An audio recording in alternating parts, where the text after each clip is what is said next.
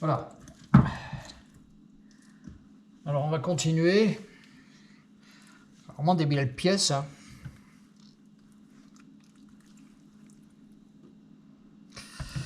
Donc, comme on a dit, on va retirer la tête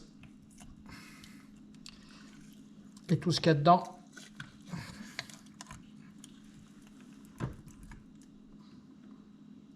Voilà. Et on va couper la tête juste derrière la bouche qu'on pourra faire sortir. Voilà. Tout ça on peut jeter.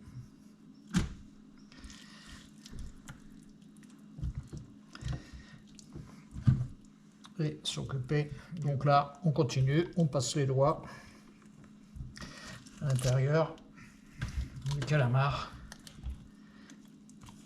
Voilà. On va sortir les deux ailes.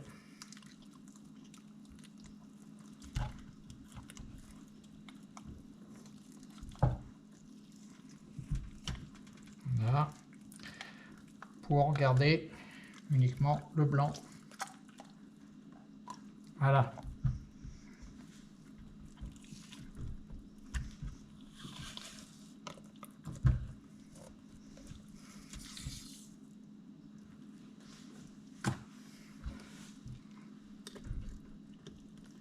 Voilà.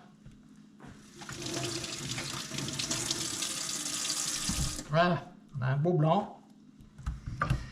Et donc ça, on va pouvoir le préparer comme le reste.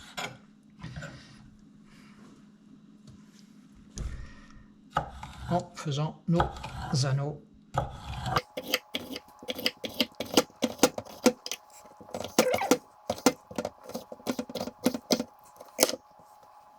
Donc, ce qu'on va faire, c'est qu'on va retourner le calamar pour enlever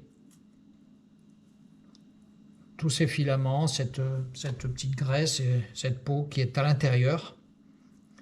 Et puis, on va rincer nos anneaux qui seront prêts à la cuisson.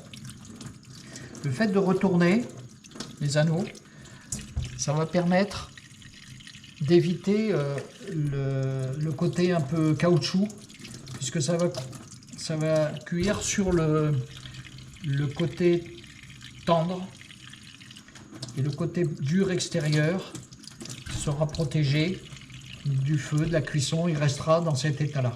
Voilà, c'est un petit truc que je vous dis, il faut retourner les anneaux pour la cuisine. Donc là, on va enlever les ailes. Hein.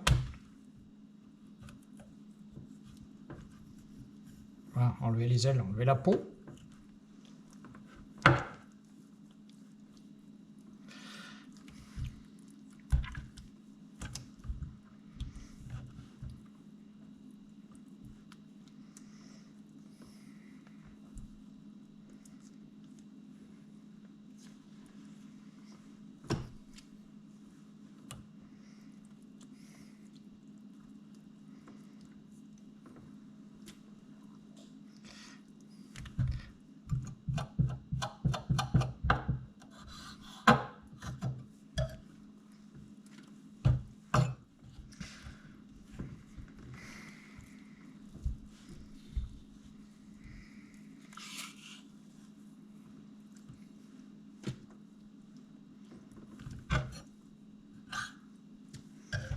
Voilà.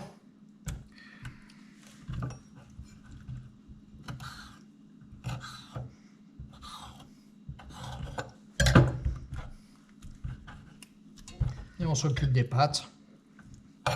Voilà, des pâtes où il faut enlever, hein, comme on a vu, là, toutes les parties un petit peu dures qui sont à l'intérieur qui permettent de faire la ventouse. Voilà. Voilà, il faut les couper en 2 ou 3.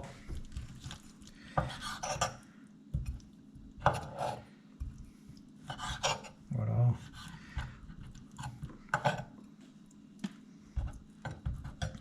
Le tout, c'est de bien rincer parce que effectivement là-dedans, il y a plein de choses. Et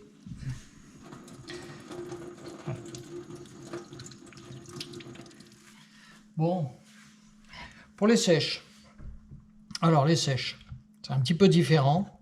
On va voir ici l'os de sèche. Il va falloir enlever cet os pour accéder au blanc qui nous intéresse. C'est toute cette partie-là qui va nous intéresser dans la sèche. Donc, très facile, hein. Au niveau de l'os, il est directement sous la peau. Voilà, et ici, voilà, on va venir enlever cet os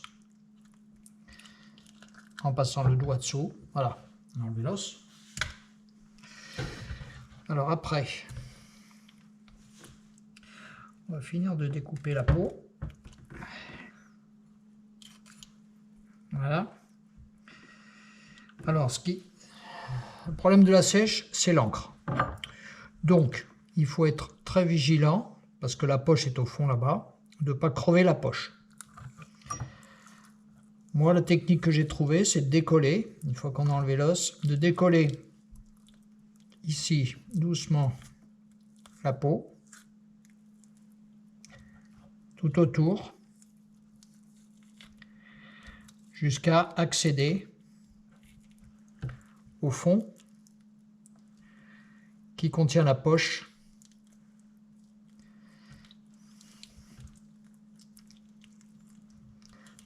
Sans la crever. Voilà, la poche est là. Donc il faut vraiment être vigilant, sinon il y en a de partout.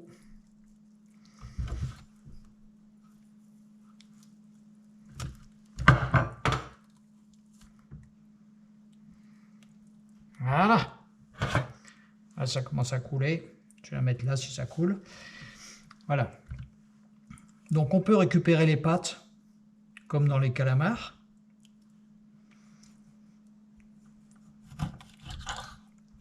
Voilà. Sachant qu'ici, voilà, c'est au ras des yeux. Voilà. Donc là, voilà. Donc pour enlever, il va falloir glisser, comme pour les calamars, le doigt sous la peau, sous le blanc. Voilà. Là. Et normalement, la peau, elle doit s'enlever simplement et en entier. Voilà. Voilà.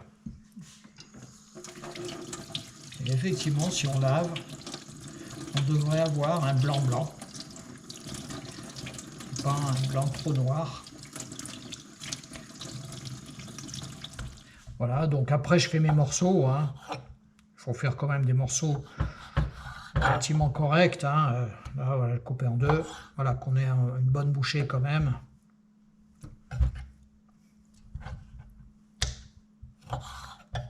Comme ça.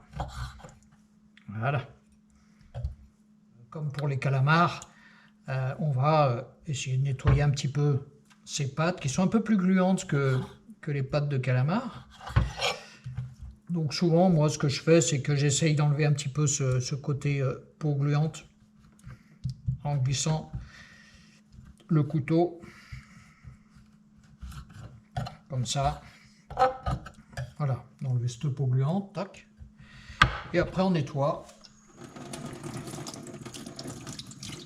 Alors c'est fini, ça nous fait quand même un beau plat de calmar que je vais remettre au frigidaire. Ça fait des beaux morceaux, hein. Je vais remettre au frigidaire et qu'on préparera demain pour faire une vidéo cuisine. Voilà. C'est pas beau ça?